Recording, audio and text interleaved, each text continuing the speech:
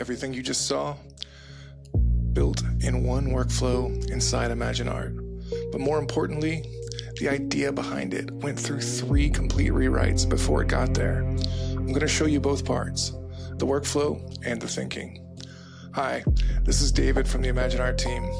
In the next 10 minutes, I'm going to walk you through the full pipeline, the Nano Banana Pro storyboard, the Seedance 2.0 video, how I used Claude to iterate on the concept, and then how I wrapped the whole thing into an app my team can run for any brand. So here's the whole workflow. It looks like a lot, but it's really just a few moves stacked together. Now, here's where it gets fun. The grid splits into individual panels using the split image node. Each panel becomes its own image, and each image goes straight into Seedance 2 for video. I choose the 3x3 grid size, and it automatically selects each image and creates an output image that I can then connect to any of the other nodes in my workflow. So the same characters, the same palette, same world across every clip. Because Seedance is using each panel as frames or reference images, the look is already locked. It's not guessing what the characters look like. It's animating a frame I already approved. And that's literally the whole pipeline. Prompt, storyboard, video, one workflow, one brand aesthetic, 30 seconds of finished footage. But here's the thing. The workflow was the easy part. The hard part, the part that actually decides if this video looks good or looks like AI slop, is the thinking behind the prompt. And that's where I want to spend a few minutes, because this is the part every AI tutorial skips. So when I started this, I was working with Claude on the concept.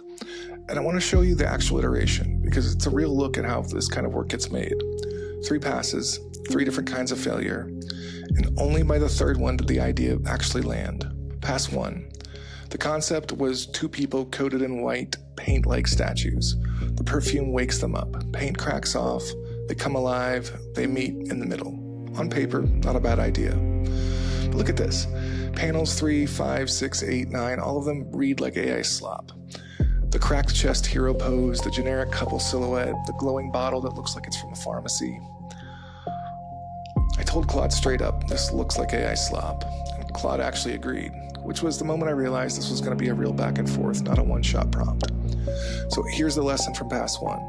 If you've seen 1,000 AI images of something, the model has generated 1,000 million versions of that thing, and it's going to default to average, like all of them. The phrase glowing cracks revealing inner light is one of the most overcooked visual prompts in AI.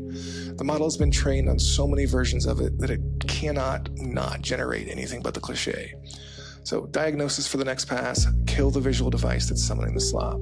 So before pass 2, I did something I should have done first. I pulled up our brand guideline. The first storyboard was a white void with crimson and gold. None of those were our colors. The whole piece was light first, and our brand is dark first. I had built a visually clean concept that just was completely off-brand. So I moved the chat into a project with the brand guidelines attached, and I asked Claude to redo it on brand. And the concept inverted. Instead of white statues cracking to reveal color, now it was black figures with electric purple light glowing from inside, which looked cooler, until you notice it was the same slop problem in a different palette. Still glowing cracks, still hero pose, still League of Legends splash art energy. So lesson from pass 2, brand alignment is not a polished layer, it's a concept test. If your concept only works in one color palette, the concept itself might be weak. And swapping colors doesn't fix a visual cliche, it just dresses it up. Pass 3 is where it actually got good. I told Claude, drop the transformation metaphor entirely, no more cracks, no more reveals, no more figures becoming themselves. So here's what I finally figured out. The concept I kept defending was 2 people transformed by the scent. Every version was trying to literalize that transformation on their bodies with paints, cracks, cloth. And AI is uniquely good at transformation gimmicks and uniquely bad at restraint. So what if the figures were already themselves from frame 1? What if the scent didn't change them and changed the room they were in? So 2 people, a bottle, a room where things don't fall, curtains billow without wind, water hangs above a bed. The scent is activating the environment, not the characters.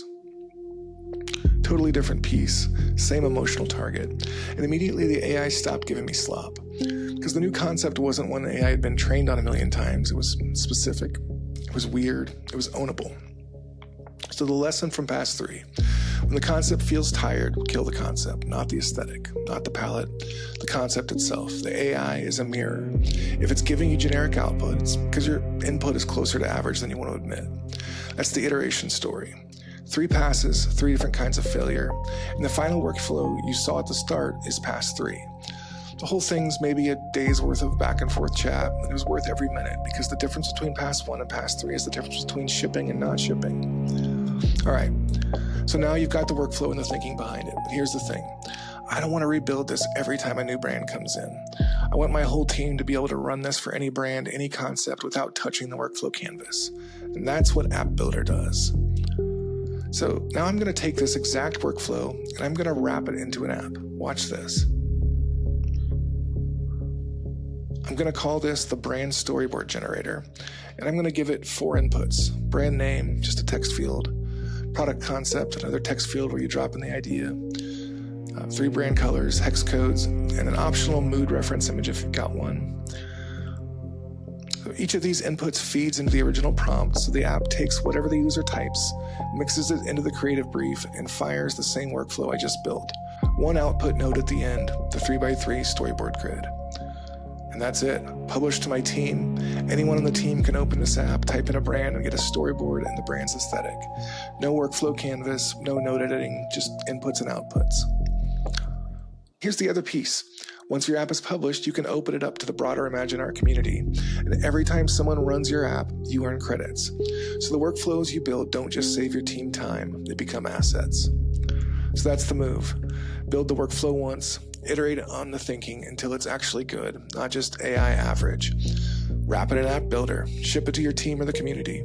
Comment workflow below. If you want to see the workflow, see the template, you can remix it, you can see what I'm doing behind the scenes. And the full chat transcript of the iteration with Claude, I'll link that too if you want to see the whole back and forth unfiltered. What would you build an app for? Drop it in the comments.